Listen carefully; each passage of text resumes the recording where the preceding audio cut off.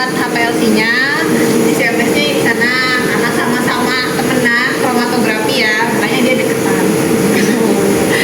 Ini HPLC kita buat metodenya dulu, baru nanti ke GCMS ya. Karena HPLC ini kita harus bilas-bilas dulu, bilas sama pelarutnya. Aplikasi untuk instrumen HPLC namanya Lab Solution. Diklik aja, ditunggu, kemudian klik OK. Pilih menu instrumen, kan ada tulisan HPLC 2050 C3D ya.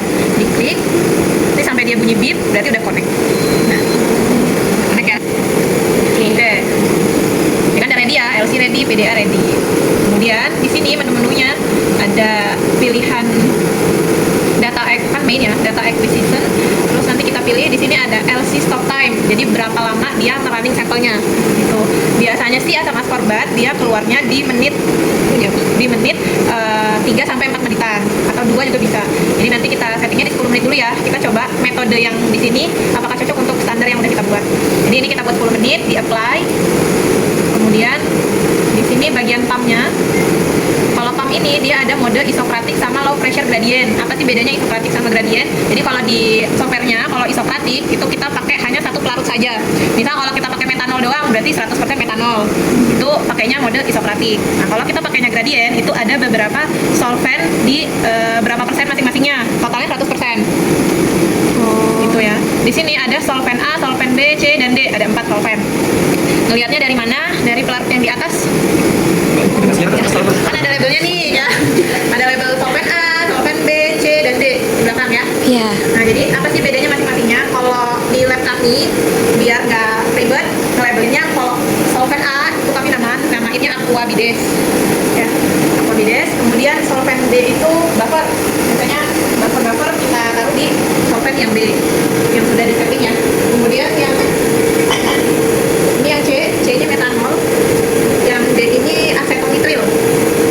Ya, main sini ada A, B, C, D ya. Ini kan gambar pelarut. Jadi sebelumnya untuk menguji sampel HPLC kita nggak bisa langsung hidupin alat untuk sampel itu nggak bisa. Jadi kita bilas dulu si kolomnya sama pelarut. Yang kita bilas pertama itu sama aquades dulu. Sama metanol dulu. Sama metanol dulu 30 menit, baru sama aqua bides. Ini 30 menit juga. Nah, kemudian ini kan yang ngalir A ya. Warna biru ya, ada aliran ya. Ini kan A ini berarti aqua bides yang ngalir ya. Kemudian kita bilas lagi sama fase geraknya. Gitu.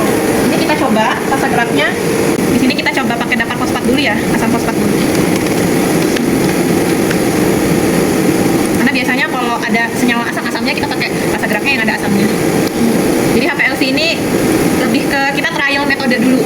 Kita injek standarnya, apakah metode yang kita buat itu sesuai dengan hasil yang didapat dari fix standarnya. Ini kita pastiin dulu ya. Kita coba dulu asam fosfat 40, metanol 60. Kemudian kita lihat lagi di sini ada flow ini alirannya di berapa mili per menit. Jadi 1 mili per menit kalau di sini. Biasanya sih 1 mili per menit. Jadi kalau kita running 10 menit berarti yang ngalir 10 mili. Ini PDA ini detektornya, photodiode array. Kemudian kolom oven biasanya ovennya dibuat di 40 dan yang lainnya sudah auto aja. Kemudian kita ini kan udah oke ya. Di download nanti akan berubah di situ. Coba lihat aliran. Kanalnya udah. Iya. Ya, lihat lah dulu kan. Di segmen top nya 2006. Jadi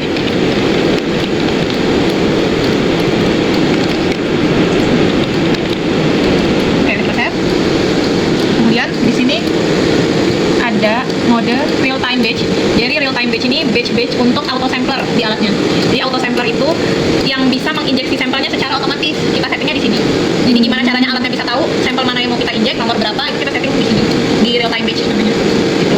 Jadi nomor 1, vial 1, train name 1, sampelnya asam ascorbat ya? Ya. Asam ascorbat 1000 ppm. Sampel type-nya kita pilih dalam bentuk standar ya. Kemudian metodenya yang tadi kita save kan yang tekton ya. Lalu data filenya disimpan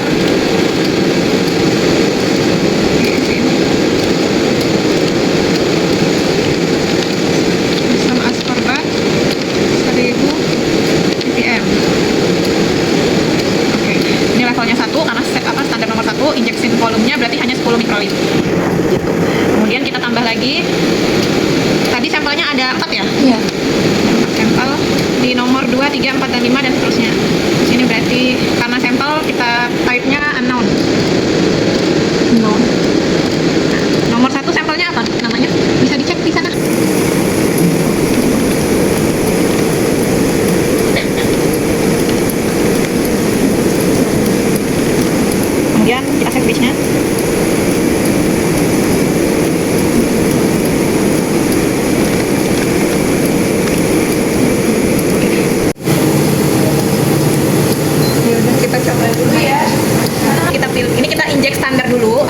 metodenya udah oke, baru nanti kita injek sampel. Ini standar asam ascorbat di vial nomor 1. Kemudian kita running di sini batch start aja. Klik batch start nomor 1, klik start.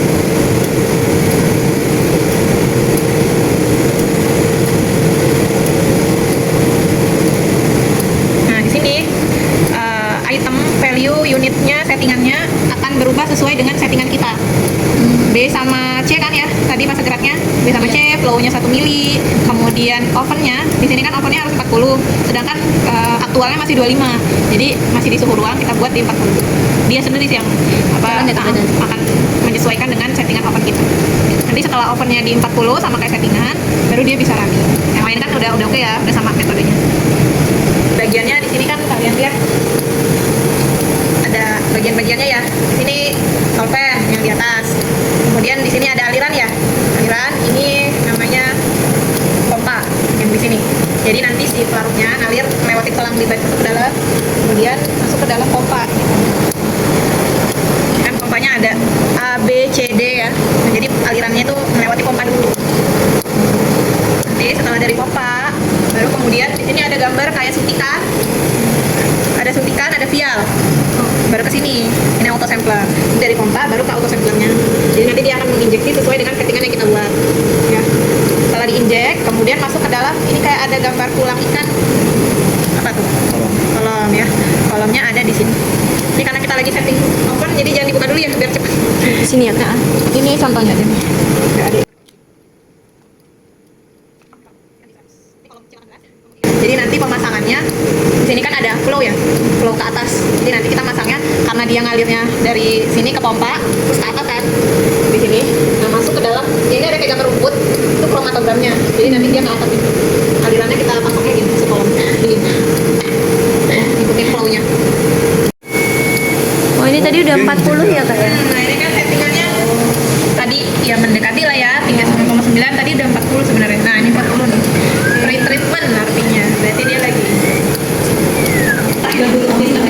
Ini maksudnya mau dibikin aja dulu mereka.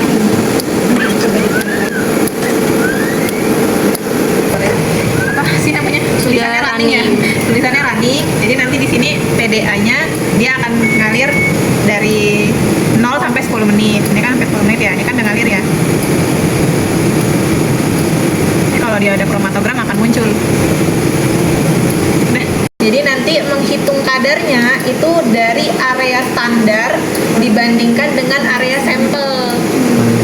Area standar dibanding area sini. Nah, ini kan area ini 5,4 ya. Ini kan area standar ya. Kemudian area sampelnya berapa dikali dengan konsentrasi standar.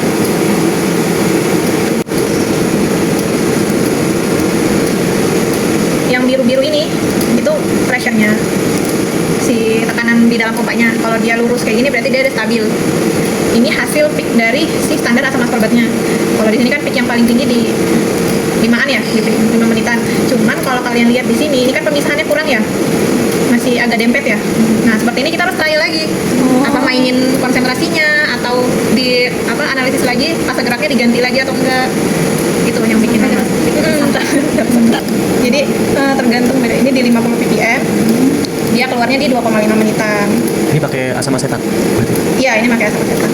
Sumbu X-nya itu menit, jadi waktu retensi. Seberapa lama dia running? Kan 10 menit ya, ini sampai 10 di sini. Kemudian sumbu Y-nya MAU ini kelimpahan. Jadi nanti kita compare ya, kalau untuk single standar, usahakan dia nggak jauh beda kelimpahan si standar sama kelimpahan sampel. Di sini kelimpahan kan kemungkinan di 5 menit ya, di 750-an lebih ya, pekat banget dia. Kemudian sampelnya, ini hasil sampelnya di 75-an lebih ya, kan masih 10 kalinya lebih besar si standarnya, di 5,5, dia keluar di 5,5, agak mendekati sih ini, bisa dihitung. Kalau mau dibuat lagi di 1000 diencerin 10 kali jadi 100 ppm, buat 100 ppm asam ascorbat. Supaya kecil perimbangan itu? Iya benar, jadi kan dia mendekati ya, ngilangin ini kan, ini kan masih 750-an, kalau mau di compare sama sampel ini kan 75-an ya, yang 10 kali lipat lebih besar kan, jadi kita encerin, makanya tadi kita buat yang pekat dulu, baru nanti kita encerin lagi. Ini jadi 90-an di 5,2 menit. Asam ascorbatnya di 5,2 menit, areanya segini, dicatat aja. Kemudian si sampelnya